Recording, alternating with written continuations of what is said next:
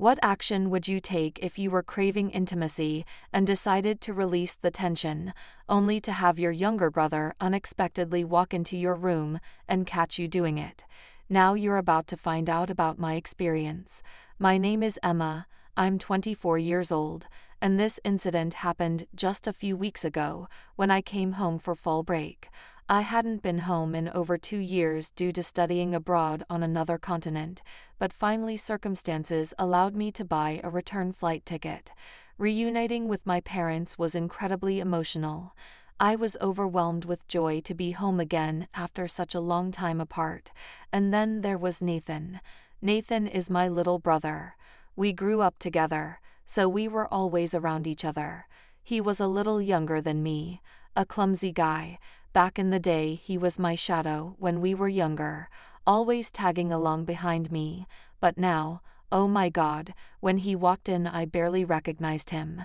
The skinny, shy boy I used to know had grown into a 6-foot, broad-shouldered guy with quiet confidence. In a tight black shirt, he looked like he had just stepped out of one of those glowing Instagram posts. I hugged him and felt the muscles in his back tense up. It was unrealistically cool. "You've grown," I said, pulling away, genuinely shocked.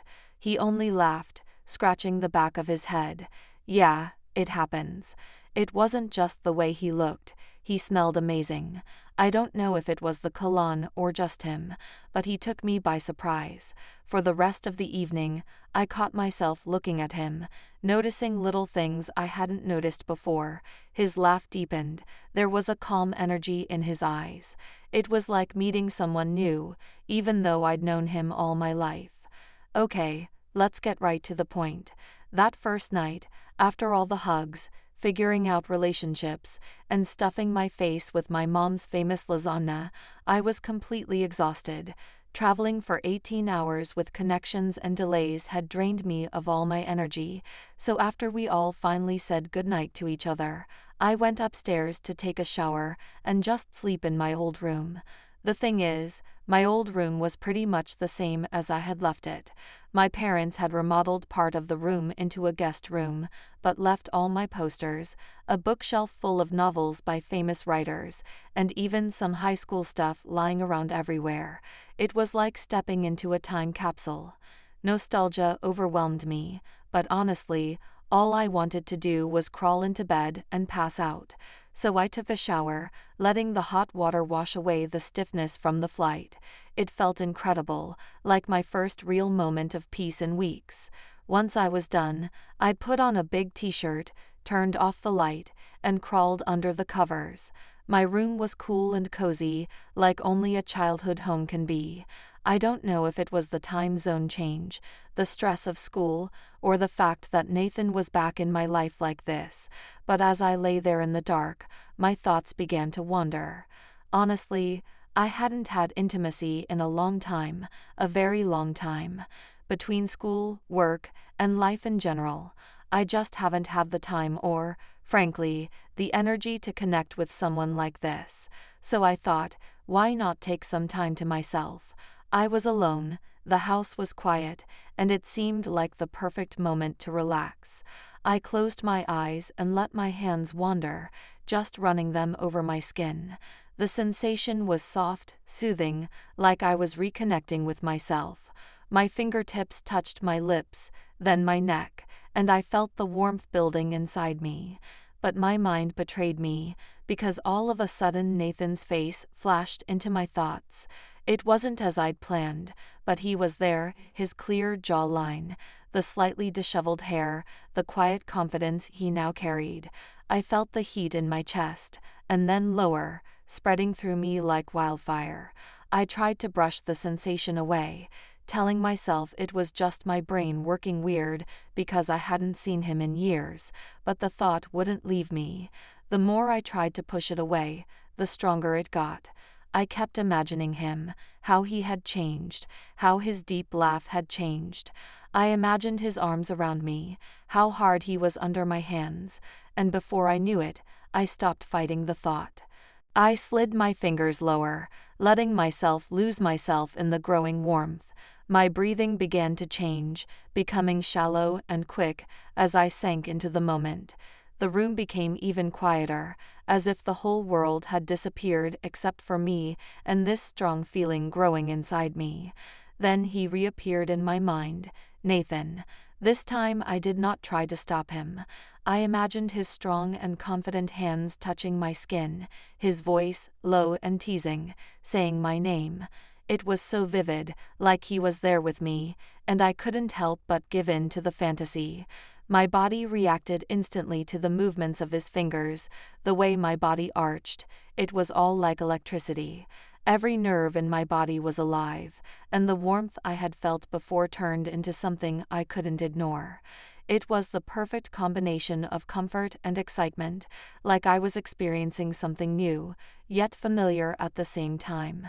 And let me tell you, it wasn't just a physical sensation, but an emotional one as well. Maybe it was the fact that Nathan had been such a big part of my life as a child, or maybe it was the shock of seeing him again after so long, looking and acting like a completely different person. Whatever it was a powerful feeling. I let myself go, giving myself over to the moment completely. My hands moved more and more confidently, and my breathing became heavier and heavier. The image of Nathan in my head became clearer and clearer, his hands on my waist, his lips on my ear. It was forbidden, because this was Nathan, the guy I'd babysat when I was 14. But that was what made it even more powerful. It felt so wrong, but at the same time I couldn't resist. The room was dim, the only light coming from the faint glow of a street lamp outside the window. The air seemed thick, almost charged as I let my thoughts drift away. Every touch sent goosebumps running down my skin, and the thought of him made my heart beat faster. I could feel the tension building, as if my whole body was attuned to this intense energy that had taken over me. My heart was racing, and every nerve in my body seemed to be on edge, waiting for something to happen. But just as I was fully immersed in this moment, something inside me stirred. A tiny voice in the back of my mind whispered, "What are you doing? It's Nathan." It was like a blow of cold water, and for a brief moment I froze. Opening my eyes, I stared at the ceiling, trying to make sense of my feelings. But then, just as quickly as the hesitation appeared, it disappeared. I told myself it was just a fantasy, just a distraction after a long day, nothing bad, nothing to worry about. And I closed my eyes again, allowing myself to sink into the warm electric haze. My fingers were moving purposefully now, and I let the fantasy take complete possession of me. This time, there was no hesitation, just the sound of my breathing, the softness of the blankets around me, and the vivid image of Nathan in my mind. I imagined everything, how his hands were big and warm, but with the roughness that comes when a man has practiced a lot. I thought of his voice, low and teasing, calling my name in a way that sent shivers down my spine. And his eyes. I couldn't get his eyes out of my mind. There was a mixture of mischief and calmness in them, as if he always had some secret he didn't share. And that feeling of being forbidden, as if I were crossing some invisible line, only intensified the sensation. My body was completely surrendered to the moment. My breathing quickened, and I was so close to, and then it happened. Out of absolute nowhere, the door to my room swung open like BM. No knock, no warning, just the loud crack of the door crashing into the wall. "Emma." Nathan's voice cut through the air like a slap in the face. "Let's go get drunk." I froze, completely frozen. My whole body tensed, my brain shut down, and I just lay there like a deer in headlights. And Nathan, oh my God, he just stood still, his eyes widening like saucers as he realized what he'd gotten himself into. The silence was deafening. I saw the exact moment when it reached his brain what was happening. His jaw dropped, his face turned bright red, and he just stood there, completely frozen. He didn't even try to look away. He just stared, mouth slightly open, as if his entire system had collapsed. And me, I was still lying there like an idiot, completely naked, not physically, but emotionally, and that was even worse. I couldn't move, couldn't speak. My brain seemed to refuse to perceive what was happening. Finally, after what seemed like an eternity, the gears in my head began to turn again. "Nathan, what the hell?" I shouted, my voice much louder than I thought it would be. Nathan snapped out of it, blinking rapidly. "I didn't know. You never lock your door," he replied, sitting up and grabbing a pillow to cover himself with, even though I was fully dressed. My heart was racing, and not in a good way anymore.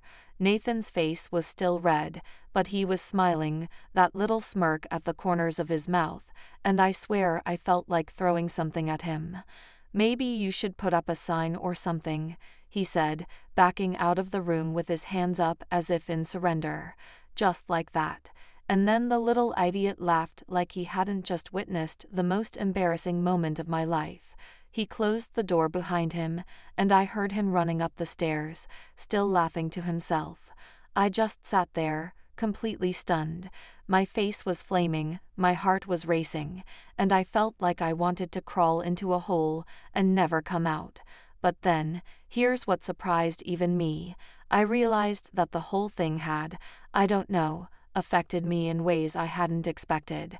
Because as I sat and went over what had just happened in my mind, I couldn't stop thinking about the expression on his face at that moment when he froze, his eyes widening, his mouth opening. It was imprinted on my memory, and instead of horror, I felt a strange spark, as if he'd seen me not only physically, but in that vulnerable, unbidden moment. And as much as I hated to admit it, it turned me on even more. The embarrassment was still there, but it was joined by an electric excitement I couldn't shake. My thoughts kept returning to him standing in the doorway, to the way his expression had changed from shock to delight, as if the tension between us had reached a boiling point and there was no turning back. I tried to shake it off, to focus on literally anything else, but it was no use. The image of him standing there was imprinted in my brain, and every time I thought about it, the spark turned into a full-blown fire. For the next couple hours, I just hung around the room, trying to calm down and sort out my feelings. But the more I thought about it, the more I realized that something had changed. It wasn't just an attraction anymore, it was about him.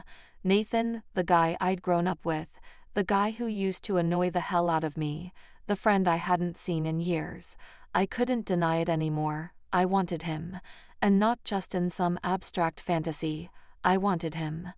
All the next day, I couldn't stop thinking about what had happened. No matter how I behaved, I no longer thought about the awkwardness. It was exciting. Nathan, on the other hand, acted as if nothing had happened. He acted completely normal, joking around at breakfast, talking on the phone while my mom talked about a new recipe she wanted to try. None of this seemed to even bother him, and I sat there, unable to look him in the eye, feeling like I was going to burn. I spent most of the day avoiding him, which wasn't easy in such a small house. I helped my mom with laundry, emailed, and tried to distract myself with the book I was going to finish reading. But no matter what I did, my thoughts kept coming back to him. It was like he had taken up residence in my head.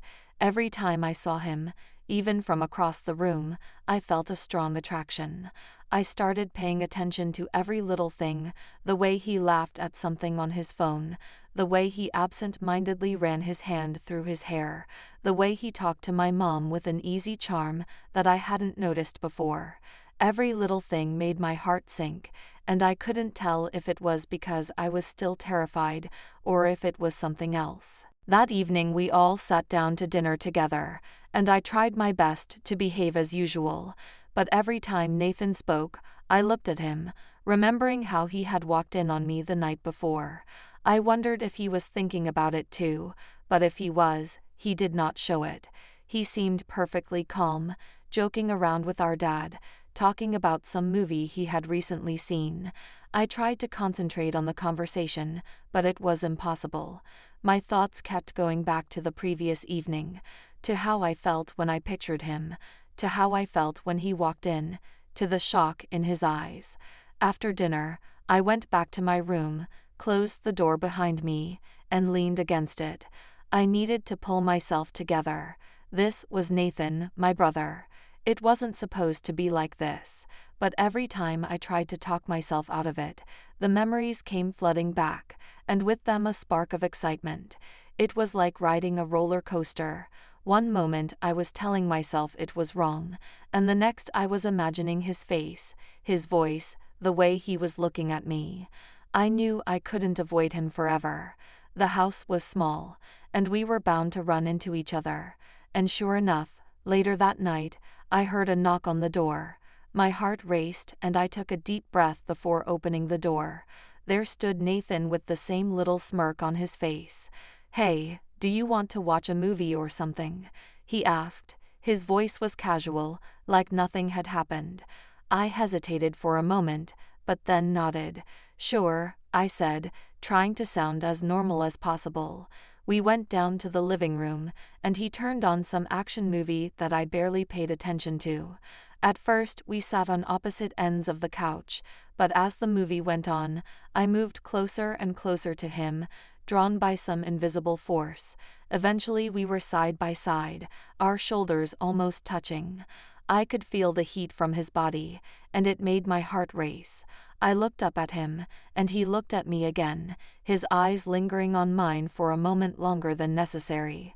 There was something in his gaze that took my breath away, something intense, something unspoken. I quickly averted my gaze, and my face grew warm.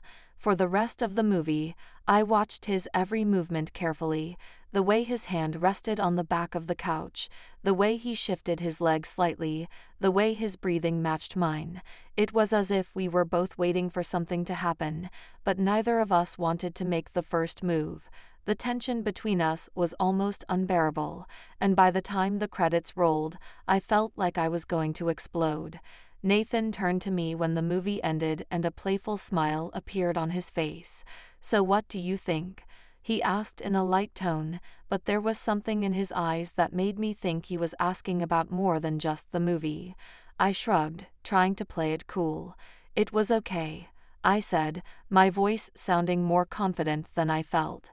He chuckled, keeping his eyes on me, and for a moment I felt like time had stopped. The air between us was thick with tension, and I could feel my heart pounding in my chest.